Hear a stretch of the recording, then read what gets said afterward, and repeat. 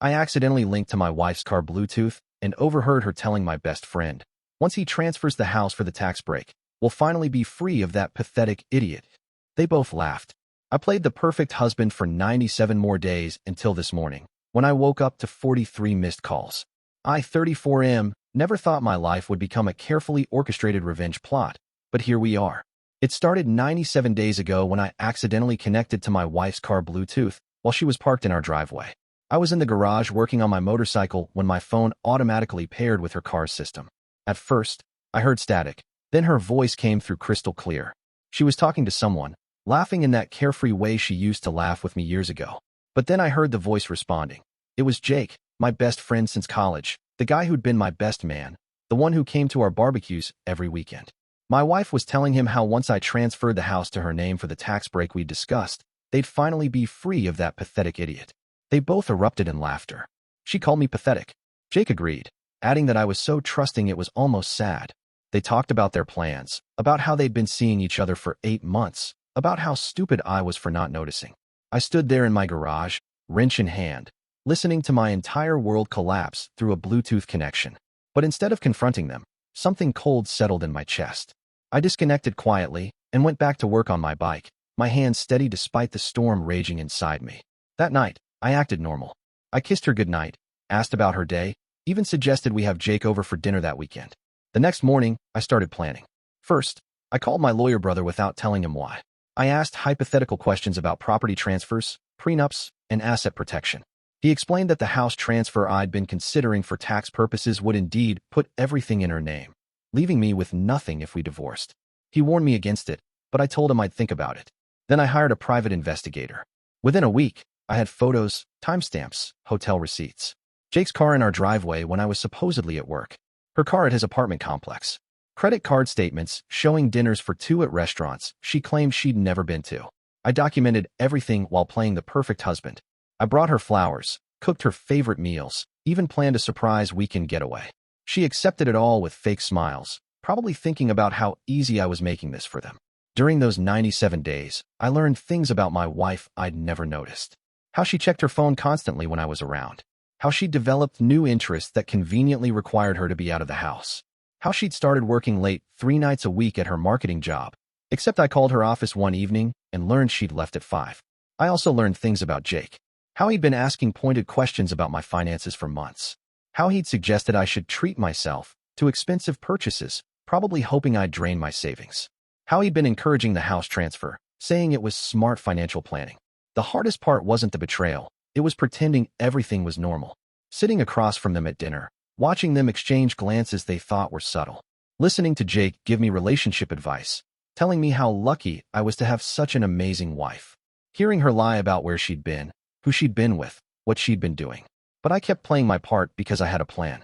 I quietly moved money from our joint accounts to my personal account, small amounts that wouldn't trigger suspicion. I gathered every important document, birth certificates, insurance policies, investment statements. I made copies of everything and stored them in a safety deposit box she didn't know about. I also started recording conversations. Not illegally. I made sure I was always part of the conversation. I recorded her lying about her whereabouts, her fake explanations for suspicious charges on our credit card, her elaborate stories about work events that never happened. On day 45, she brought up the house transfer again. She'd been researching it, she said, and thought we should move forward quickly to maximize our tax benefits. I told her I needed a few more weeks to organize the paperwork. She pressed harder, saying we were missing opportunities. I remained patient, saying I wanted to make sure everything was perfect. On day 60, Jake started getting more aggressive about it too. He brought it up during our weekly poker game, suggesting I was overthinking a simple financial decision. He even offered to help with the paperwork, saying he had experience with property transfers from his real estate job. I thanked him and said I'd let him know. On day 78, I overheard another conversation. This time, they were getting impatient. She was worried I was getting suspicious, that maybe I'd figured something out. Jake reassured her that I was just being my usual cautious self, that I'd never suspect anything. They decided to push harder. That's when she started the emotional manipulation. She told me how much the house transfer would mean to her, how it would make her feel secure and loved. She cried about her fears of financial instability, her worries about our future. She made it about trust, about our marriage, about proving I loved her. I comforted her, held her while she fake cried. and promised I'd take care of everything soon.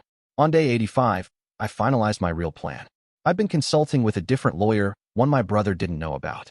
I had divorce papers prepared, a complete financial analysis of our assets, and a strategy for protecting everything I'd worked for. The evidence I'd gathered was overwhelming. I also did something else. I started my own business, quietly transferring my skills and some key clients from my current job. I gave my boss notice, telling him I was starting a consulting firm.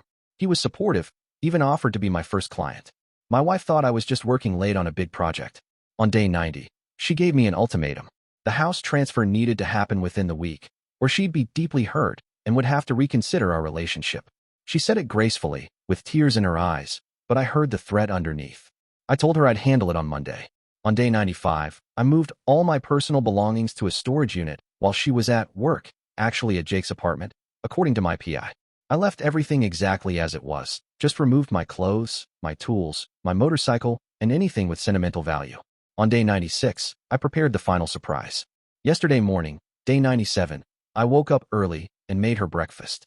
I told her I'd decided to move forward with the house transfer and had scheduled an appointment with the lawyer for today. She was so excited she could barely contain herself.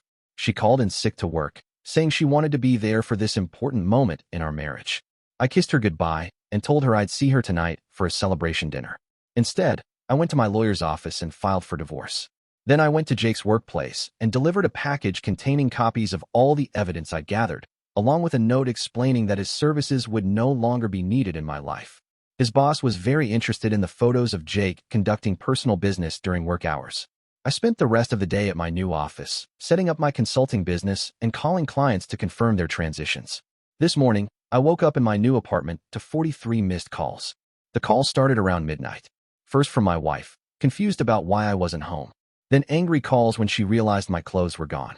Then panic calls when she found the divorce papers I'd left on the kitchen counter along with copies of every photo, every recording, every piece of evidence I'd gathered over 97 days. Jake called too, furious and desperate. Apparently, his boss had fired him this morning after reviewing the evidence package. His girlfriend, yes, he had a girlfriend he'd been cheating on with my wife, had also received copies of the photos. She'd thrown him out. My wife's calls progressed from confusion to anger to desperation to bargaining. She wanted to explain, to work things out, to go to counseling. She promised to cut contact with Jake, to make it up to me, to do anything I wanted. But I'd heard her real thoughts 97 days ago. I was a pathetic idiot, remember? The final call came this morning from her lawyer. Apparently, she'd consulted with someone overnight and learned exactly how screwed she was. The house was still in my name. Our joint accounts were nearly empty, legally empty, since I'd only moved my own money. The evidence against her was overwhelming, and her affair with Jake was documented beyond any reasonable doubt. In our state, adultery affects divorce settlements. She wouldn't be getting the house, the savings, or the comfortable life she'd planned with Jake. She'd be getting exactly what she'd contributed to our marriage, which wasn't much since she'd spent the last 8 months planning her exit strategy instead of building our life together. I'm not proud of the deception, but I'm proud of the patience.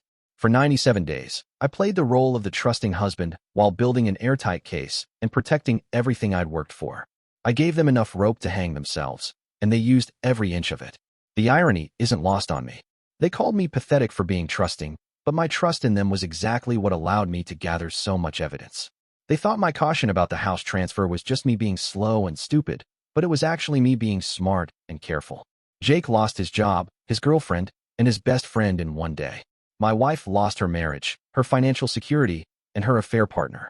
They're both scrambling to figure out their next moves, probably blaming each other for pushing too hard or moving too fast. Meanwhile, I'm sitting in my new office, building a business with clients who respect my work, living in an apartment that's actually nicer than our old house, and sleeping better than I have in months. The 43 missed calls have stopped. I think they've finally realized that the pathetic idiot they were planning to abandon had been 3 steps ahead of them the entire time. Sometimes the best revenge isn't getting mad. It's getting smart, getting patient, and getting everything you deserve while they get exactly what they earned. Update 1.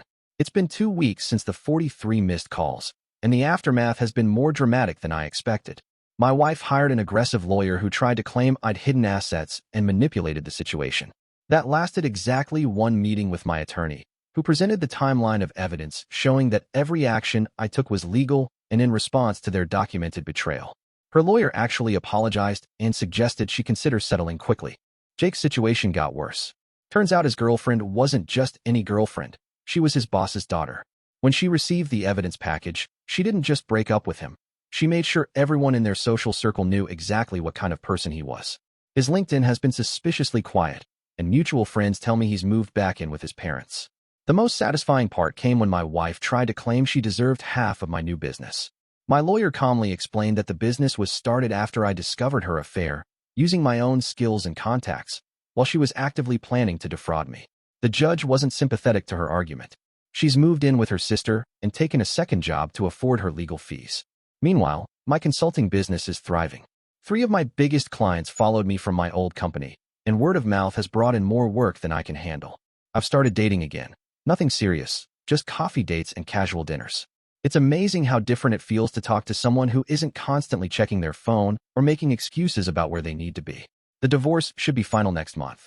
She'll get her car, her personal belongings, and about 15% of our shared assets. Exactly what the prenup specified for cases involving adultery. The house, the savings, and the retirement account stay with me. Sometimes I wonder if I should feel guilty about the elaborate planning, but then I remember that Bluetooth call. They weren't just cheating. They were actively plotting to steal everything I'd worked for while calling me pathetic. They made their choices. I just made sure those choices had appropriate consequences. The best part? I'm genuinely happy now. Not just relieved or vindicated, but actually happy. I wake up excited about my work. I enjoy my free time. And I'm building a life based on honesty instead of managing someone else's lies. Those 97 days of playing the perfect husband taught me something important. I actually am a pretty good husband.